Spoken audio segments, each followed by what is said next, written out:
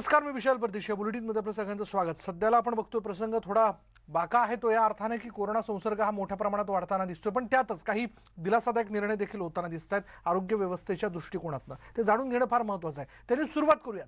मुंबई महापालिकेनं दोन महत्त्वाचे निर्णय घेतले. दक्षिण मुंबईतलं प्रतिष्ठित जसलोक रुग्णालय आता कोविड हॉस्पिटल म्हणून जाहीर करण्यात आलं. यामुळे 250 बेड्स आणि त्यातील 40 व्हेंटिलेटर बेड्स पालिकेसाठी उपलब्ध होणार आहेत आणि यामुळे मुंबईतील बेड्सची संख्या वाढली आहे. तसंच 7 हिल्स रुग्णालयातले 30 बेड्सही पालिकेकडे आलेत. तर दुसरीकडे 4 आणि 5 स्टार हॉटेल्स आता रुग्णालय म्हणून वापरण्यात येणार आहेत, जेणेकरून जे रुग्ण बरे होत आलेत त्यांना तिथे शिफ्ट केलं जाईल आणि त्यामुळे एकूणच योग्य अशा रुग्णालयांमधील बेड अधिक वेगाने उपलब्ध होतील. त्यातच आणखीन एक महत्त्वाची घडामोड अशी मुंबईत कोरोना रुग्णसंख्या वाढत असल्याने महापालिकेने मोठा निर्णय घेतलाय. सौम्य संसर्ग झालेल्या रुग्णांवर उपचार करण्यासाठी मुंबईतील रुग्णालय 5 स्टार हॉटेल्सचा म्हणजे रुग्णालय म्हणून जे आहेत ते 5 स्टार हॉटेल्सचा वापर केला जाईल. त्या ठिकाणी काही बेड्स जे आहेत ते तयार करण्यात येत आहेत. आजपासून 2 खासगी हॉटेल्स जे आहेत त्याचा काही भाग रुग्णालयाचा भाग म्हणून सुरू करण्यात येणार आहे. जास्तीत जास्त रुग्णांना उपचार देण्याकरता खासगी रुग्णालय 4 आणि 5 स्टार हॉटेल्ससोबत हात मिळवणी करणार आहेत आणि त्यामुळे ज्यांची प्रकृती गंभीर नाही त्यांना खासगी रुग्णालयातून हॉटेलमध्ये हलवण्यात येईल. मात्र ही प्रक्रिया करण्याआधी उपचार करणाऱ्या डॉक्टरांची संमती आवश्यक असणार आहे.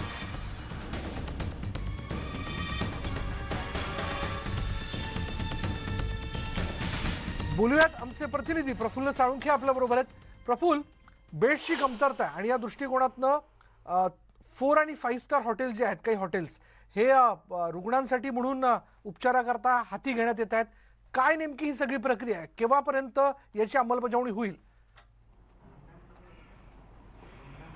विशाल, आपण जर पाहिलं तर गेल्या वेळी देखील याच पद्धतीने राज्य सरकारने जवळपास सर्व खासगी हॉस्पिटल्स ताब्यात घेतले होते आणि त्याचबरोबर काही हॉटेल्स देखील ताब्यात घेतल्या होत्या. त्यामध्ये कोरोनाचे जे संसर्ग झालेले आणि सौम्य संसर्ग झालेल्या लोकांना त्या ठिकाणी ठेवण्यात आलं होतं. त्याच धर्तीवर हा देखील निर्णय या ठिकाणी वेगवेगळ्या ठिकाणी तिथल्या स्थानिक महानगरपालिकांनी या ठिकाणी घेतल्याचं आपल्याला पाहायला मिळतंय. मुंबईमध्ये मुंबई महानगरपालिकेनं काही हॉस्पिटलचे बेड जे आहेत ते पूर्णपणे ताब्यात घेतले. तर आता 2 हॉटेल्स देखील मुंबई महानगरपालिकेने या ठिकाणी ताब्यात घेतले. तर नवी मुंबई महानगरपालिकेनं नवी मुंबई क्षेत्रातील जवळपास 80 सर्वच रुग्णालयातील 80% बेड्स जे आहेत ते या ठिकाणी घेतलेले आहेत. विशाल, फक्त एकच गोष्ट या ठिकाणी महापालिकेनं या ठिकाणी समोर आणायला हवी आहे, जी नागरिकांना कन्फ्यूज करणारी आहे. ती म्हणजे या हॉटेलचं भाडं कशा पद्धतीने आकारलं जाणार आहे आणि त्याचबरोबर नवी मुंबई महानगरपालिकेच्या क्षेत्रामध्ये असलेले जे सगळे हॉस्पिटल्स आहेत त्या हॉस्पिटल अनेक खाजगी तत्वावर बिल या ठिकाणी आकारतात, पण एकूण सरकारचा जो रुग्णालयातला रेट आहे तो पूर्णपणे वेगळा आहे. या सगळ्या जर गोष्टी पाहिल्यात तर या 80% जे बेड्स राखीव ठेवण्यात आले ते महानगरपालिकेच्या जे फ्री ऑफ सर्व्हिस आहे त्याच पद्धतीने या ठिकाणी सेवा मिळणार आहे का, हे मात्र या ठिकाणी स्पष्ट होऊ शकलेलं नाही आहे. पण गेल्या वेळी देखील आपण जर बघितलं तर मुंबई असो वा उपनगर असो या ठिकाणी जेव्हा काही रुग्णांना हॉटेलमध्ये शिफ्ट करण्यात आलं होतं, जर त्यांना फार काही त्रास नाही, लक्षणं नाहीत, तर त्यांच्याकडनं त्याबद्दलचं काही भाडं देखील आकारण्यात आलं होतं. याविषयी काही कळू शकतंय का? तेच या ठिकाणी सांगतोय विशाल की गेल्या वेळी अनेक हॉटेल्स ज्या ताब्यात घेतल्या होत्या, विशेषतः जे बाहेरून परदेशातून या ठिकाणी स्थानिक नागरिक आलेले होते, त्यांच्याकडनं 14 दिवस क्वारंटाईन जेव्हा केलं गेलं होतं तेव्हा अशा हॉटेल्समध्ये ठेवलं होतं. हे हॉटेल्सचं भाडं जे आहे ते त्या नागरिकांकडनं या ठिकाणी घेण्यात आलं होतं. काही भाडं हे महापालिकेने दिलं होतं.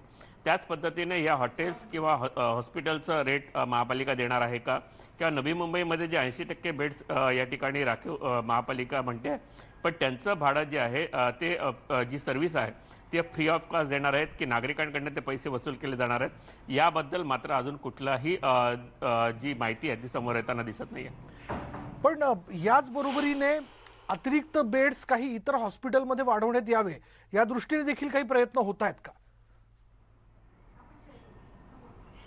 विशाल, या ठिकाणी कोविड सेंटर अनेक लोकांनी जी आहे ती राज्य सरकारकडे संपूर्ण इमारत कोविड सेंटरसाठी किंवा आयसोलेशन सेंटरसाठी भाड्याने देण्यासंदर्भातला प्रस्ताव या ठिकाणी राज्य सरकारकडे दिला आहे आणि स्थानिक प्रशासनाकडे दिलेला आहे. त्या ठिकाणी ते जिल्हाधिकारी जो आहे तो हा निर्णय घेत आहेत की काही आयसोलेशन सेंटर जे आहेत ते तयार केले असतील तर त्या ठिकाणी सौम्य लक्षणं असलेल्या लोकांना ठेवायचं का? कारण की काही जे खाजगी आयसोलेशन सेंटर या ठिकाणी केले जात आहेत त्या ठिकाणी ऑक्सिजनची सुविधा या ठिकाणी नाही आहे. त्यामुळे जे रुग्ण सौम्य आहेत त्यांना त्या ठिकाणी ठेवता येणार आहे, कारण व्हेंटिलेटर आणि ऑक्सिजनची सुविधा जी आहे ती रुग्णालयातच आहे.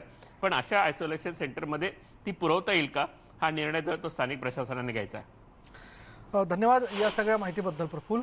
तर काही बेड्स जे आहेत ते वाढवण्याच्या दृष्टिकोनातनं मुंबई महापालिकेचा एक महत्त्वाचा निर्णय आपण बघतोय की काही 4 स्टार आणि 5 स्टार हॉटेल्स जे आहेत ते पुन्हा एकदा गेल्या वेळेप्रमाणे ताब्यात घेण्यात येत आहेत आणि तिथं म्हणजे सौम्य लक्षणं असणाऱ्या रुग्णांना जे आहे ते तिथे शिफ्ट करण्यात येईल.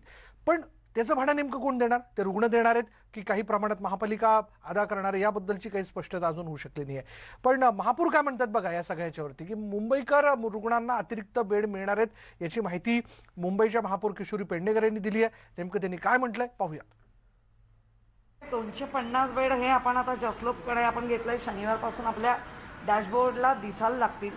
त्याच्यामध्ये आपण 40 बेड हे ICU बेड म्हणून घेतलेले आहेत. त्या व्यतिरिक्त 7 इनला पण अजून आपण 30 बेड ICU उपलब्ध करतोय.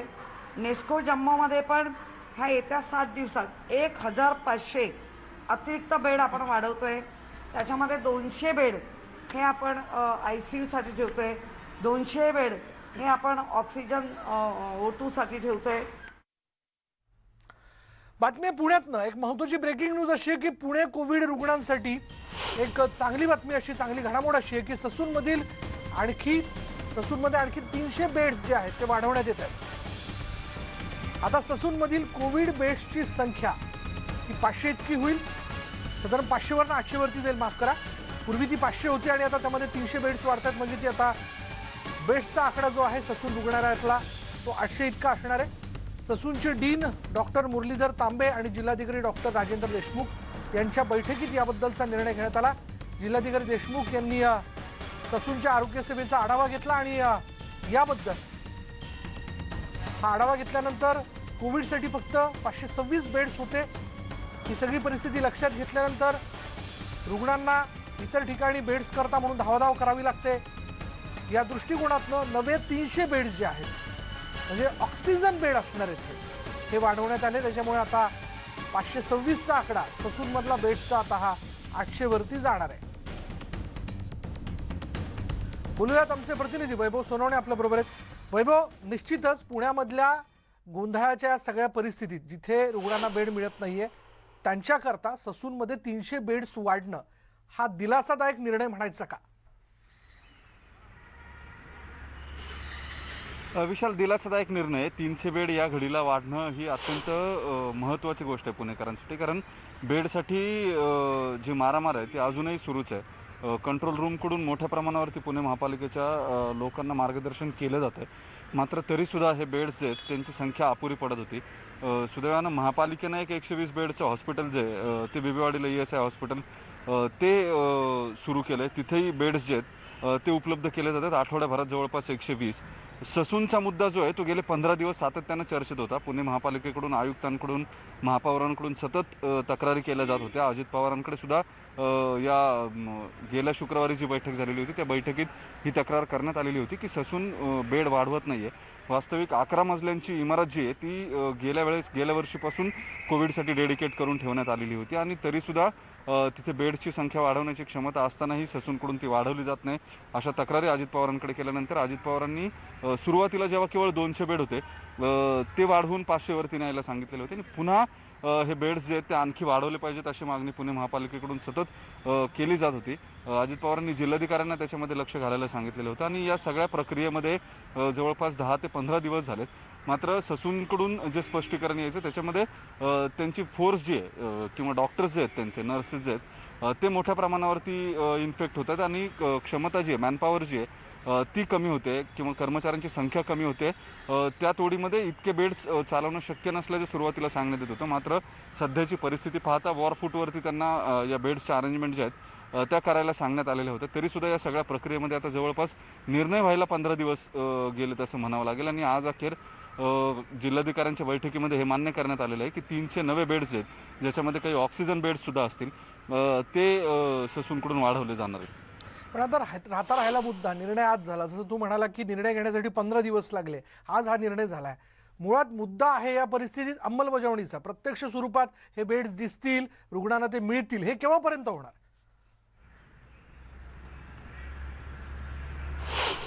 हे साधारण आणखी 2 ते 3 दिवसामध्ये व्हायला हवं. याचं कारण तक्रारी सुद्धा तार्किक होत्या आणि जे स्पष्टीकरण ससूनकडून देण्यात आलेलं होतं ते सुद्धा तार्किक होतं. मनुष्यबळाशिवाय काही करता येणं शक्य नाही आहे. केवळ बेड्स उपलब्ध करून देणं याला फारसा कालावधी लागत नाही. काही कॉट्स आणि गाद्या, बेडशीट इतक्या गोष्टी अवेलेबल करायला फार तर 2 ते 3 दिवस खूप होतात. पण या प्रक्रियेमध्ये ज्या रुग्णांना त्या बेडवर ठेवण्यात येणार आहे, त्यांची शुश्रूषा करणाऱ्या नर्सेस असतील किंवा त्यांना मॉनिटर करणारे डॉक्टर्स असतील, हे उपलब्ध करणं, त्यांच्या शिफ्ट्स लावणं, या सगळ्या प्रक्रिया ज्या आहेत, हा सगळा त्या मुद्दा, अत्यंत किचकट हा जो ही जी प्रक्रिया ती लवकरात लवकर त्यांना पार पाडावी लागणार आहे. वैभव, मी तुला थोडं थांबवतोय कारण आपल्या बरोबर आहेत अन्न व औषध प्रशासन मंत्री राजेंद्र शिंगणे. त्यांच्याशी आपण बोलणार आहोत सध्याच्या रेमडेसिवीरच्या एकूणच परिस्थितीच्या विषयाला घेऊन. राजेंद्र शिंगणेजी, स्वागत. काही महत्त्वाचे मुद्दे, रुग्णांच्या मनातले प्रश्न, रुग्णांच्या नातलगाच्या मनातले प्रश्न, कारण सध्या मुद्दा आहे रेमडेसिवीर इंजेक्शनचा. किती मागणी आहे आणि किती साठा याचा सध्या? राजेंद्र शिंगणेजी, माझा आवाज येतो आपल्याला? नमस्कार. सुरुवातीला मी आवाज येतो. हो. प्रश्न आपल्याला असा होता, हे सगळे प्रश्न खरं तर रुग्णांच्या माझा आवाज येतो मनातले आहेत. आपल्याला? हो, मलाही येतोय. रुग्णांच्या मनातले सगळे प्रश्न, रुग्णांच्या नातलगांच्या मनातले प्रश्न हा. आहे. रेमडेसिवीरचा साठा किती आणि सध्या त्याची मागणी कशा पद्धतीने पूर्ण केली जाते? नाही, आज महाराष्ट्रामध्ये 6 लाखाच्या वर आपले त्या ठिकाणी ॲक्टिव्ह रुग्ण वेगळे दवाखान्यामध्ये आहेत, गव्हर्नमेंटमध्ये असतील किंवा प्रायव्हेट हॉस्पिटलमध्ये त्या ठिकाणी असतील. बरं. आणि जवळपास 10 ते 15% रुग्णांना त्या ठिकाणी आपण रेमडेसिवीर देण्याचा प्रयत्न त्या ठिकाणी करतो. खरं म्हटलं तर ICMR आणि स्टेट टास्क फोर्स या दोघांच्याही गाईडलाईन्स रेमडेसिवीर देण्याच्या संदर्भातल्या त्या ठिकाणी स्पष्टपणे आहेत. गव्हर्नमेंट हॉस्पिटलमध्ये हा प्रोटोकॉल त्या ठिकाणी पूर्णपणे पाळला जातो.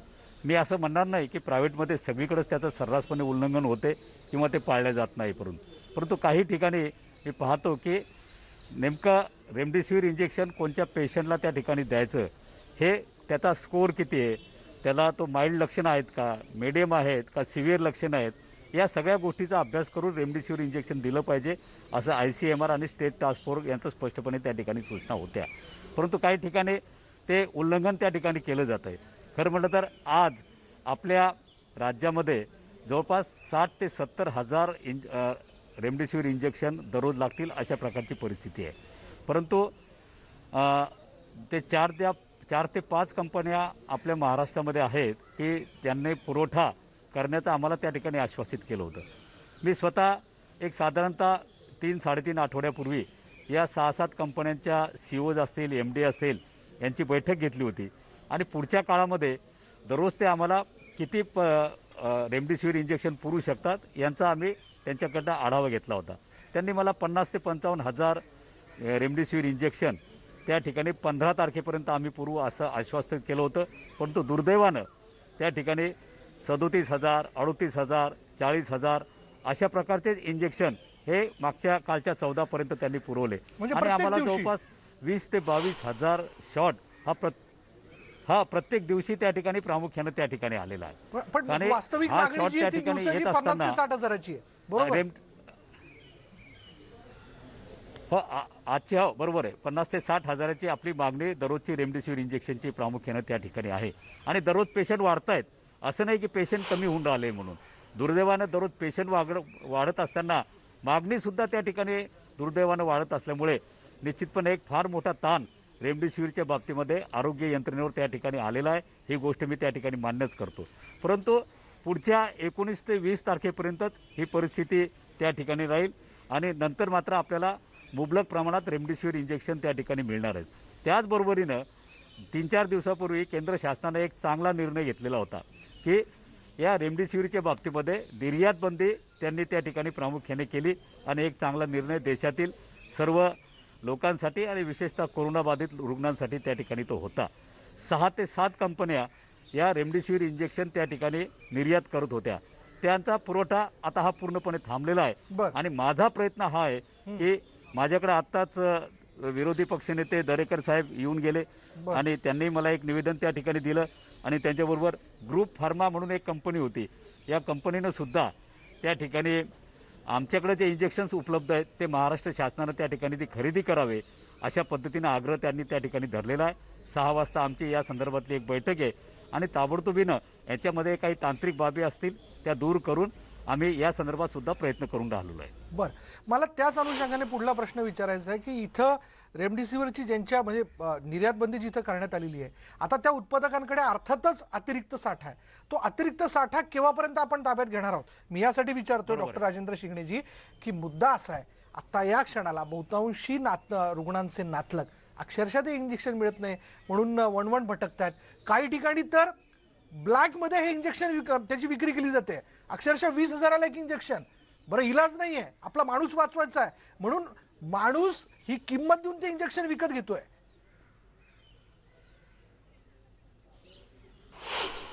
नाही, निश्चितपणे आता आम्हाला एक मोठी संधी चालून आलेली आहे की आता निर्यात बंदी झाल्यामुळे एक अतिरिक्त साठा आपल्याकडे त्या ठिकाणी उपलब्ध होणार आहे.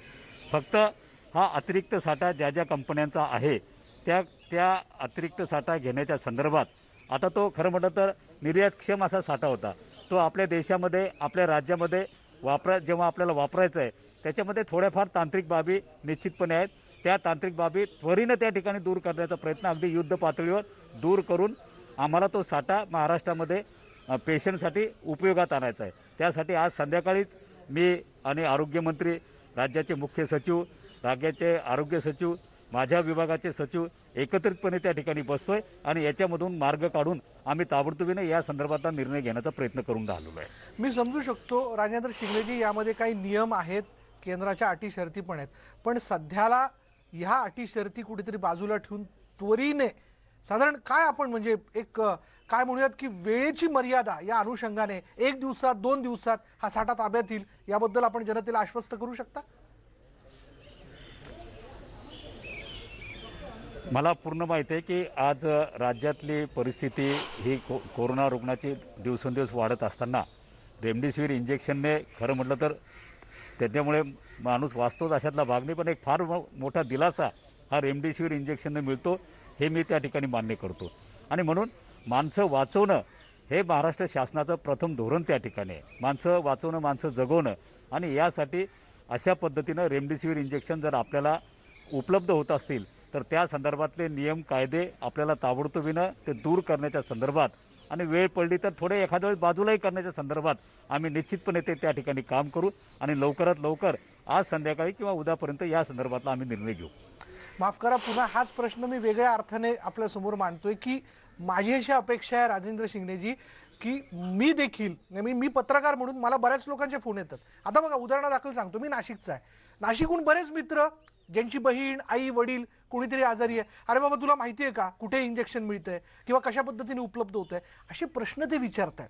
भले जिल्हाधिकारी कार्यालयात आपण एक नियंत्रण कक्ष स्थापन केलाय, त्यातनं त्यांना तिथं उत्तरं दिली जातात, पण एक वेळेचा अंदाज तर आपण व्यक्त करू शकता की 1 दिवस, 2 दिवस, 3 दिवस?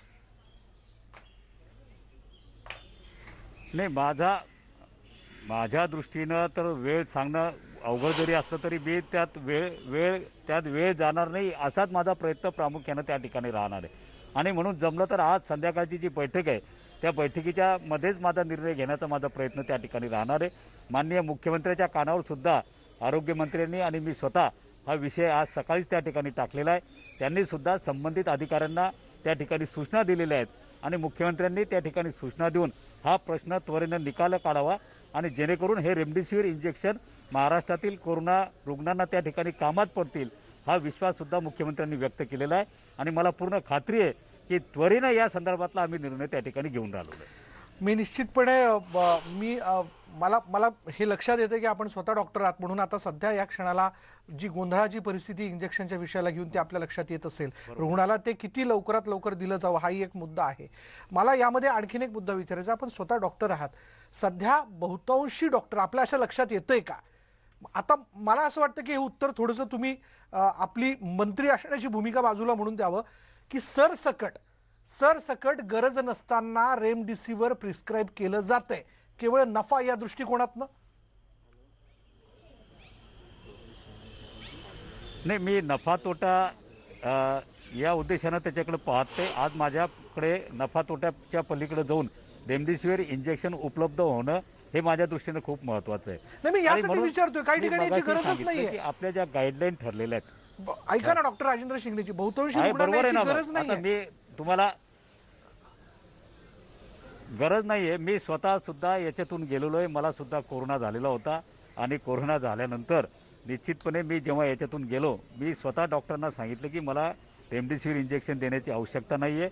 हॅबीपिलिव्हर टॅबलेट किंवा व्हिटॅमिन सी किंवा इतर जे काही गोष्टी असतील त्यानेच मी त्या ठिकाणी पूर्णपणे नीट झालो. अर्थात मी माझ्यामध्ये लक्षणं त्या ठिकाणी जास्त नव्हते, हा सुद्धा महत्त्वाचा भाग त्या ठिकाणी आहे. परंतु गरज नसताना सुद्धा त्या ठिकाणी अनेक ठिकाणी प्रिस्क्राईब केलं जातं, हे सुद्धा आमच्या निदर्शनास त्या ठिकाणी आलेलं आहे. पुढला मुद्दा अर्थात साठा आपल्या हातात येईल. किंमत या विषयाला घेऊन, किंमत कमी करण्याच्या विषयाला घेऊन आपण केंद्रासोबत काही पाठपुरावा केला का?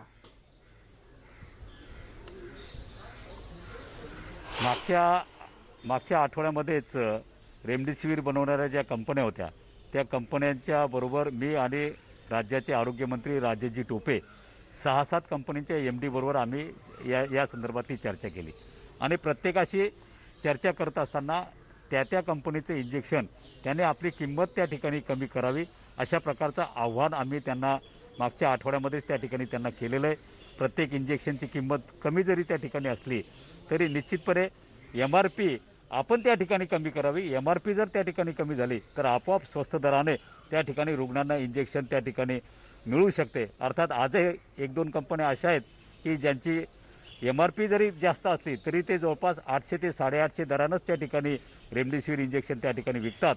त्या दृष्टीने आमचा त्या ठिकाणी प्रयत्न चालू आहे आणि मला काही त्यातल्या कंपन्यांनी पॉझिटिव्हली आम्हाला त्या ठिकाणी सांगितलं की लवकरात लवकर आम्ही आमच्या व्यवस्थापनाशी चर्चा करून आम्ही या संदर्भातला निर्णय आम्ही त्या ठिकाणी घेतो आहोत. बरं, आणखीन यातलाच उपप्रश्न विचारतो तो असा की परवा नाशिकची बातमी अशी आहे की नाशिकमधल्या एका मोठ्या हॉस्पिटलला म्हणजे रुग्णांच्या प्रमाणात खरं तर रेमडेसिवीर इंजेक्शनचं FDA कडनं वितरण व्हावं अशी अपेक्षा आहे. म्हणजे जिथे रुग्ण जास्त, ज्यांना जिथे जास्त गरज त्या प्रमाणात तिथे रेमडेसिवीर इंजेक्शन देणं आवश्यक आहे. पण असं दिसून आलं की सरसकट त्यांनी 1000ची ऑर्डर दिली होती म्हणून त्यांना 1000 इंजेक्शन देण्यात आले. हे वितरणाचं गणित कुठेतरी आपण सेट करायला हवं असं वाटत नाही का तुम्हाला? नाही, निश्चितपणे मी या संदर्भात नाशिक जिल्ह्याचे पालकमंत्री आदरणीय भुजबळ साहेब, जिल्हाधिकारी आणि आमचे FDAचे अधिकारी यांच्याशी बोललेलो आहे. खरं म्हटलं तर आता याच्यामध्ये निर्णय घेण्याचा अधिकारच आपण जिल्हाधिकारी आणि त्यांच्या समितीला दिलेला आहे. ही खाजगी दवाखान्यामध्ये कोरोनाचे रुग्ण त्या ठिकाणी असल्यानंतर त्या ठिकाणी किती रुग्ण त्या ठिकाणी आहेत, किती रुग्णांना त्या ठिकाणी रेमडेसिवीर देण्याची आवश्यकता आहे, किती रुग्णांना त्या ठिकाणी ऑक्सिजन देण्याची आवश्यकता आहे, या सगळ्या गोष्टीचा अभ्यास करूनच जिल्हाधिकारी आणि त्यांच्या कमिटीने त्या हॉस्पिटलला रेमडेसिवीरचे इंजेक्शन पुरवावेत अशा प्रकारचा डिसिजन घेण्याचे अधिकार आम्ही त्यांनाच त्या ठिकाणी दिलेले आहेत. परंतु आपण सांगतायत त्याप्रमाणे कुठे काही थोडं या संदर्भात थोडं काही कमी जास्त झालं असेल आणि कोणाला त्या ठिकाणी जास्तीचे इंजेक्शन जर त्या ठिकाणी दिले गेले असतील तर मी या संदर्भात अगोदरच त्या ठिकाणी चौकशी करायला आमच्या अधिकाऱ्यांना त्या ठिकाणी सांगितलेलं आहे. बरं, याच्यामध्ये आता इंजेक्शन थेट हे जे आहेत ते रुग्णालयाला दिले जात आहेत, त्यामुळे अर्थात रुग्णांची फरफट थांबते. कारण बऱ्याच वेळेस रुग्णांना ते मिळतं कुठे, बरं जिथं मिळतंय तिथं मोठ्या लाईनमध्ये उभं राहा अशी सगळी परिस्थिती होती. पण अजूनही हा निर्णय कागदावरतीच आहे असं दिसून येत आहे. नाही, मी काही कलेक्टरशी मी स्वतः बोललो, आजही नागपूर कलेक्टरशी बोललो, माझ्या जिल्ह्यात मी काल बैठक त्या संदर्भात घेऊन आलो, नाशिक कलेक्टरशी मी त्या ठिकाणी बोललो आणि जवळपास सगळ्या जिल्ह्यामध्ये जिल्हाधिकाऱ्यांनी या संदर्भात जे काही आता शासनानं हे परिपत्रक काढलेलं आहे कलेक्टरच्या अध्यक्षतेखाली समितीनं निर्णय घेण्याचा, त्या संदर्भातलं पालन त्या ठिकाणी सुरू केलेलं आहे. जर चुकून जर कुठे काही राहिलं असेल तर त्या संदर्भातली माहिती मी त्या ठिकाणी घेतो आणि त्या संदर्भातले जे जिल्हाधिकारी असतील त्यांना सुद्धा या संदर्भातली कारवाई करण्याची मी सूचना ताबडतोबीनं त्या ठिकाणी निर्गमित करतो. बरं, मधल्या कालावधीत आपण बघितलं की कोविडचा संसर्ग असणारी रुग्ण कमी झाली, अर्थात रेमडेसिवीरचं उत्पादन देखील काही कंपन्यांनी कमी करून टाकलं. ही त्या कंपन्यांची घोडचूक नाही का?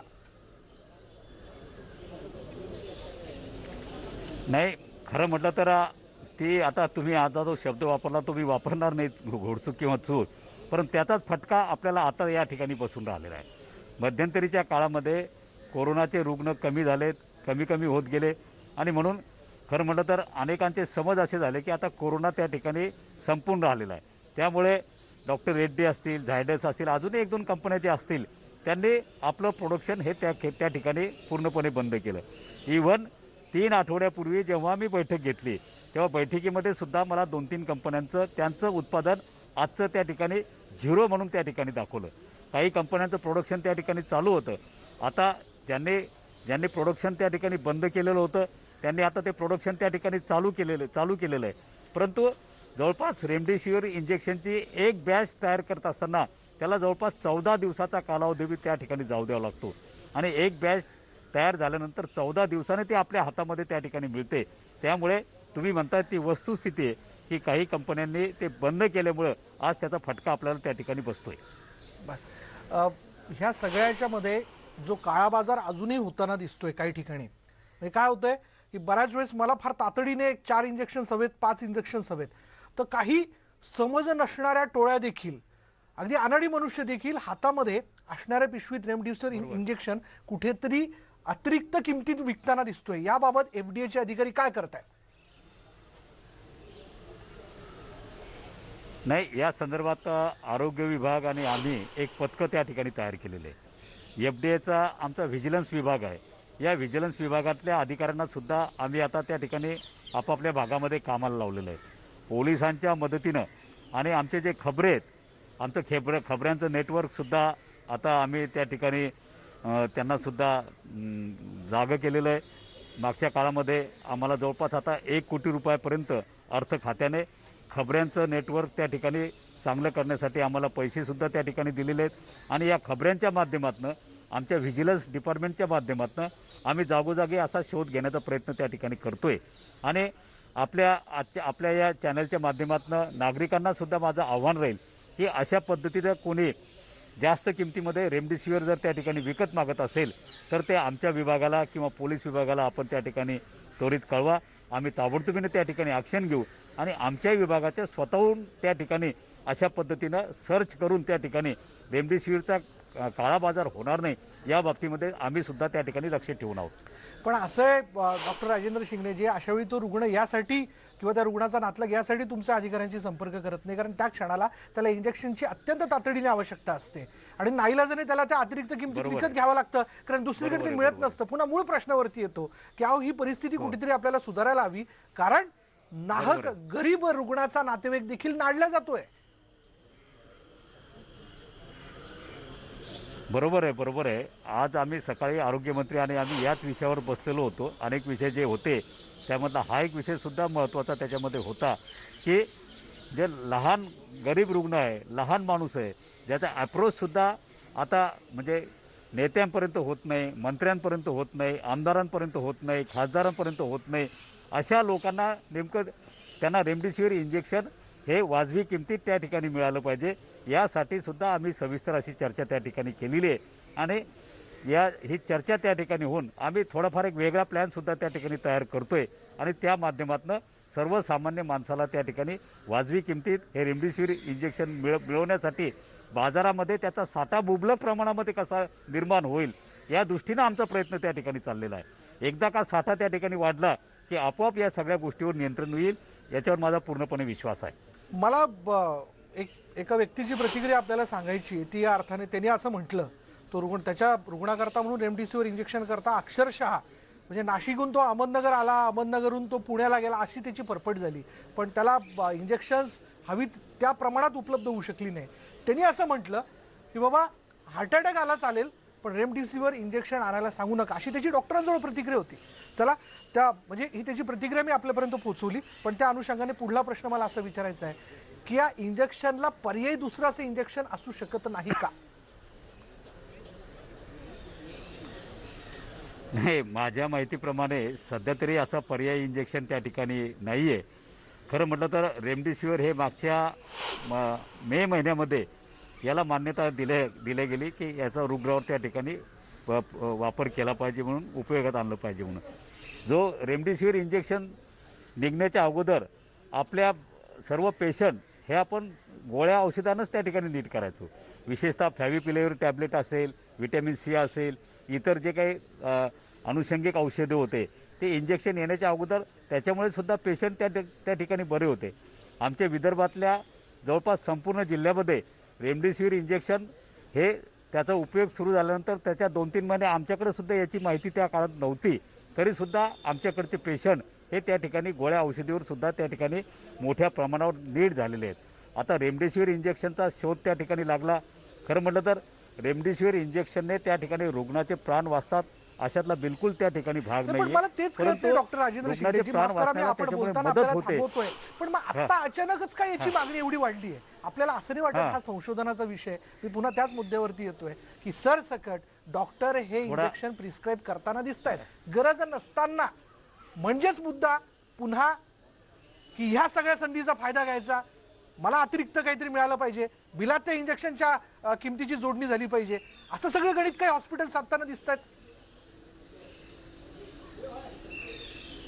नाही, अशाबद्दलच्या काही तक्रारी आमच्याकडे आल्यात. सरसगट सगळे डॉक्टर अशा पद्धतीनं काम करतात अशातला अजिबात भाग नाही. या समाजामध्ये चांगले काम करणारे सुद्धा डॉक्टर आज मोठ्या प्रमाणावर त्या ठिकाणी आहेत. परंतु एक मानसिकता आज कसं झालं आहे की एक मानसिकता तयार झालेली आहे की मला कोरोना झाला, आता मला हा कोरोना फक्त रेमडेसिवीर इंजेक्शनमुळेच त्या ठिकाणी बरा होऊ शकतो, अशा प्रकारचा मानसिकता झाली. आणि त्याच्याबद्दलचा एक प्रचारसुद्धा मागील काळामध्ये त्या ठिकाणी व्यवस्थितपणे झाला गेला. आणि त्याच्यामुळे काय झालं आहे की आज सगळीकडं थोडी पॅनिक सिच्युएशन या रेमडेसिवीरच्या बाबतीमध्ये त्या ठिकाणी तयार झालेली आहे. आणि खरं म्हटलं तर आता या बाबतीतलं संशोधन किंवा या बाबतीतला वेगळा विचार सध्या करण्याची गरज नाही, कारण आता रुग्णाचे प्राण वाचवणे हे आपल्या पुढचं महत्त्वाचं काम त्या ठिकाणी डॉक्टरांनीच बदलायची आहे. ही मानसिकता रुग्णाची शेवटी डॉक्टरांनीच बदलायची आहे. त्याच्यावर उपचार बरोबर आहे, आपण सांगता ते बरोबर आहे की ही मानसिकता बदलण्याचं काम हे डॉक्टरांनीच त्या ठिकाणी पुढच्या काळामध्ये प्रामुख्यानं करायचं आहे. परंतु आज मात्र त्या ठिकाणी ही मानसिकता बदलण्यापेक्षा त्याचे प्राण वाचवणे आपल्या दृष्टीनं महत्त्वाचे असल्यामुळे आपल्याला निश्चितपणे एकदा कोरोनाची ही लाट त्या ठिकाणी ओसरल्यानंतर या संदर्भात सुद्धा आपल्याला त्या ठिकाणी काम करावं लागणार आहे. अजूनही याच्या किमतीच्या बद्दलचा निर्णय होऊ शकलेला नाहीये. किमती काही नियंत्रणात नाही आहेत त्याबद्दल तुम्ही निर्णय घ्याल, तुम्ही पहिलेच म्हटलं. पण जे स्पेशली कोविड हॉस्पिटल म्हणून जे हॉस्पिटल्स डिक्लेअर करण्यात आलेले आहेत त्यांनी असलेल्याच किमतीत ते द्यावं, याबद्दलचा काही आपण याबद्दलची सूचना आपण द्याल का किंवा काही आदेश द्याल का? नाही, या संदर्भात मागेच एका आरोग्य विभागाचं परिपत्रक त्या संदर्भातलं होतं की प्रायव्हेट हॉस्पिटलमध्ये ॲडमिट झालेला पेशंट जो कोरोनाचा पेशंट आहे त्याच्यावर ट्रीटमेंट केल्यानंतर तो बरा होऊन जेव्हा बाहेर पडतो त्याचं बिल जेव्हा त्याच्या हातामध्ये दिलं जातं, त्या बिलाचं ऑडिट करून ती तपासणी करून ते बिलामध्ये लावणारे सर्व ॲटम बरोबर आहेत का, किमतीप्रमाणे आहेत का, हे सगळं तपासल्यानंतरच त्या पेशंटने ते बिल डॉक्टरला द्यावं, अशा प्रकारचं एक परिपत्रकसुद्धा आपण काढलेलं होतं. जिल्हाधिकारी किंवा तहसीलदार हे त्या संदर्भातलं त्या ठिकाणी बिलाचं ऑडिट त्या ठिकाणी करतील आणि नंतरच पेशंट ते बिल भरेल, अशा पद्धतीनं हे जुनंच परिपत्रक त्या ठिकाणी आहे. त्याची अंमलबजावणी आजसुद्धा आपली त्या ठिकाणी चालू आहे. बरं, जाता जाता अगदी थोडक्यात राज्यातल्या सगळ्या रुग्णांना, त्यांच्या नातलगांना एकूणच इंजेक्शन्स असतील, ऑक्सिजनचा बेडचा विषय असेल, कशा पद्धतीने आपण आश्वस्त करा? नाही, आज आपल्या या चॅनेल्सच्या माध्यमातून महाराष्ट्रातील सगळ्या नागरिकांना माझी विनंती राहील की कोरोनाचं संकट हे थोडंसं वाढत चाललेलं आहे. दररोज ॲक्टिव्ह पेशंट त्या ठिकाणी वाढत आहेत. सरकारनं त्यामुळेच आता हा थोडासा लॉकडाऊन सारखा निर्णय त्या ठिकाणी घेतलेला आहे. याचं कारणच ते की भविष्यामध्ये हे पेशंट त्या ठिकाणी वाढता कामा नये. कारण काय की पेशंट जर त्या ठिकाणी वाढले तर आरोग्य व्यवस्थेवर मोठा ताण त्या ठिकाणी येणार आहे. बेडची उपलब्धता, ऑक्सिजनची व्यवस्था, उपस्थिती, रेमडेसिवीरची त्या ठिकाणी उपलब्धता, इतर औषधांची उपलब्धता, डॉक्टर्सची उपलब्धता, पॅरामेडिकल स्टाफची उपलब्धता, या सगळ्या गोष्टीवरचा ताण जसजसे पेशंट वाढत जातील तसे तसे त्या ठिकाणी होणार आहे. रेमडेसिवीरच्या बाबतीमध्ये मी एवढंच आश्वस्त करू इच्छितो की पुढचे येणारे 2-4 दिवस थोडे आपल्या दृष्टीनं थोडे अडचणीचे आहेत.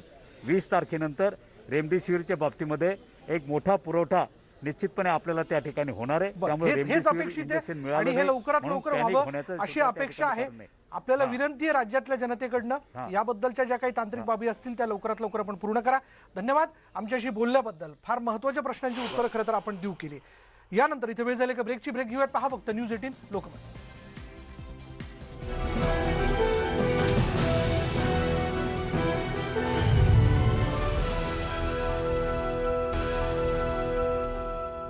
ब्रेकनंतर बघूया बातमी नवी मुंबईतनं. नवी मुंबईतील रुग्णांसाठी दिलासादायक बातमी अशी आहे की खासगी कोविड रुग्णालयातील बेड आता राखीव ठेवण्यात आली. साधारण 80% बेड पालिकेकडून राखीव आहेत. पालिकेच्या यादीनुसार बेडचं आता वितरण केलं जाईल. पालिका आयुक्त अभिजित बांगर यांनी याबद्दलचे आदेश आणि माहिती देऊ केली आहे. नवी मुंबई शहरात कोरोनाच्या वाढत्या प्रादुर्भावामुळे शहरात व्हेंटिलेटर आणि आयसीयू बेड उपलब्ध नाहीत. यासाठी शहरातील सर्व खासगी कोविड रुग्णालयातील 80% बेड महापालिकेने राखीव केले आहेत. सर्व हॉस्पिटलना कळवण्यात आलेलं आहे की त्यांच्या 80% खाटांवरती जे रुग्ण ॲडमिट होतात त्यामध्ये हेल्पलाईनवरची जी वेटिंग लिस्ट आहे त्यांना सगळ्यात पहिलं प्राधान्य दिलं गरजेचं आहे. आणि जर हेल्पलाईनच्या वेटिंग लिस्टवरती एखादा रुग्ण नसेल तरच त्यांनी परस्पर त्या ठिकाणी ॲडमिशन करावं. या पद्धतीने हा आदेश निर्गमित करण्यात आलेला आहे. सर्व नोडल ऑफिसरला त्याची माहिती देण्यात आलेली आहे आणि आम्ही आमच्या स्तरावरनं प्रयत्न करतोय डेली बेसिसवरती नोडल ऑफिसरचा आढावा घेऊन की हॉस्पिटलचं सेन्सिटायझेशन करणं, जे हॉस्पिटल कोऑपरेट करत नाहीत त्यांना माहिती देणं, आवश्यकता पडली तर त्यांना नोटीस काढणं आणि त्यांना जाणीव करून देणं की 80% बेड जे आहेत ते रेग्युलेटेड आहेत. आणि यानंतर वेळ झाली का ब्रेक घेऊयात. पहा फक्त न्यूज 18 लोकमत.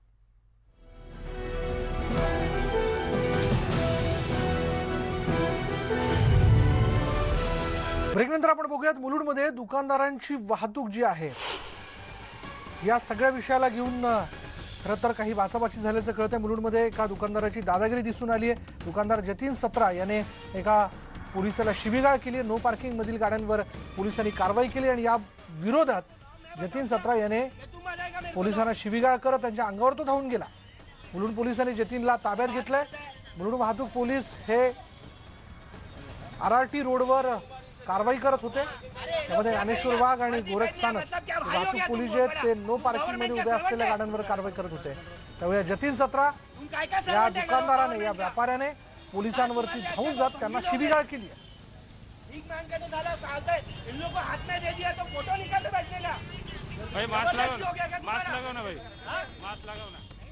यानंतर या बुलेटिनमध्ये इथेच थांबणार आहोत. पहा फक्त न्यूज 18 लोकमत.